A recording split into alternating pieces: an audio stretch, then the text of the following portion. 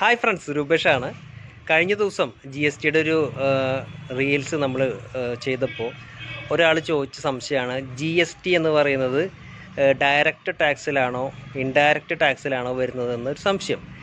ഇതിനെപ്പറ്റി കൂടുതലായിട്ട് നമ്മൾ വിശദമായിട്ട് മുൻ വീഡിയോസിലൊക്കെ ചെയ്തിട്ടുണ്ട്. എങ്കിലും ഒന്ന് ചുരുക്കി പറയാണ്, ഇന്ത്യയിൽ രണ്ട് തരത്തിലാണ് പ്രധാനമായിട്ടും ടാക്സ് വരുന്നത്. ഒന്ന് ഡയറക്റ്റ് ടാക്സസ് എന്ന് പറയും, അതുപോലെ തന്നെ ഇൻഡയറക്റ്റ് ടാക്സസ് എന്ന് പറയും. ഇങ്ങനെയാണ് പ്രധാനമായിട്ട് നമ്മൾ വേർതിരിക്കാവുന്നത് ടാക്സ് സിസ്റ്റത്തെ.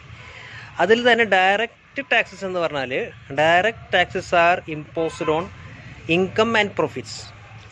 ഒരാളുടെ അല്ലെങ്കിൽ സ്ഥാപനത്തിൻ്റെ ഒരു പേഴ്സൻ്റെ ഇൻകത്തിനെയും പ്രോഫിറ്റ്സിൽ നിന്നും ഡയറക്റ്റ് ടാക്സ് കൊടുക്കുന്ന ഒരു സംവിധാനമാണ് ഈ ഡയറക്റ്റ് ടാക്സസ് എന്ന് പറഞ്ഞാൽ. ഫോർ എക്സാമ്പിൾ പറയുകയാണെങ്കിൽ ഇൻകം ടാക്സ്, കോർപ്പറേറ്റ് ടാക്സ്, അതുപോലെ തന്നെ ക്യാപിറ്റൽ ഗെയിൻസ് ടാക്സ്, ഇതൊക്കെ ഡയറക്റ്റ് ടാക്സസിൽ വരുന്ന വേരിയേഷൻസ് ആണ്.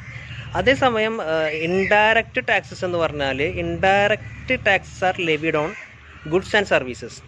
ഗുഡ്സുകളുടെയും സർവീസുകളുടെയും സപ്ലൈയിൽ വരുന്ന ടാക്സാണ് ഇൻഡയറക്റ്റ് ടാക്സ്. അത് നമ്മുടെ ഇൻകത്തിൻ്റെ ബേസിസിലല്ല, സപ്ലൈയുടെ ബേസിസിലാണ്.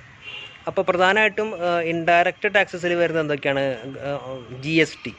നമ്മൾ സ്ഥിരമായി നിങ്ങൾക്ക് വീഡിയോസ് തരുന്ന ജി എസ് ടി ഇൻഡയറക്റ്റ് ടാക്സസിലാണ് വരുന്നത്. അതുപോലെ തന്നെ എക്സൈസ് ഡ്യൂട്ടി, കസ്റ്റംസ് ഡ്യൂട്ടി, ഇതൊക്കെ ഇൻഡയറക്റ്റ് ടാക്സസിലാണ് വരുന്നത്.